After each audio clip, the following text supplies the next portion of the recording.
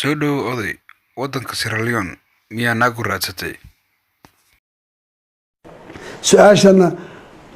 ma aad ma garanin waa dhowr goor meelo badan oo lagu weydiiyay Sierra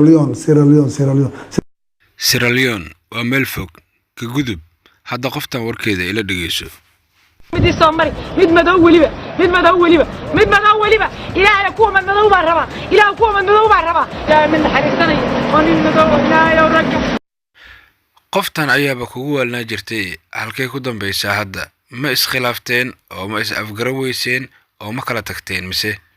bana iskhilaafin horta bana isgaran wayn farsamo ahaan baa laga yaabaa inay iska si kala u noqoto marka ay iyadu si kala u xusudsays marka isafgarasho waa ma jirin laakiin waxa jirtay aragtidoo lagu kala duwanaaday sidee u kala aragti duwanaateen Sierra Leone ay ahayd qoftaana ma jirin Soomaali bay ahayd soo xasuuso hadda ka hor hadalkii uu madaxweynaha adiga ka yiri iskuul male jaamacad male shaqo male tuuladii uu ku dhasho iska fadhiya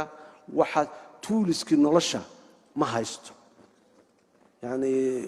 nolosha wixii fududeyn lahaa ee uu isticmaali lahaa oo dhan gacantiisa kuma jiraan sidoo sheegay madaxweynaha garoonyo xataa kuma joogto lacag hadii aadan haysan sidee ayaad jecel u wadi kartaa oday waa arin su'aashaas aad baa la ii weydiinaya ma garanayo marka geed cambaa hoostaan fariisanayna marka soo gaara waan cunayna halka mooskaana waa biyaha weeyaan waan cabayna xogaa calafdoon isku kalsoon ayaa tahay hadii aad jecel noocaas ah ku guuleysan weyso ka waran haddii aan ku guuleystana ahla wa sahlan haddaan ku guuleysan waayana xalaal calay jecelkaaga iyo adigaba guul ayaan idin rajaynaynaa hadday daruufo kula soo gudboonaadana nala soo socodsii anaga ayaa community-ga calafdoonka kaaga raadinayna sida ugu dhaqsiyaha badan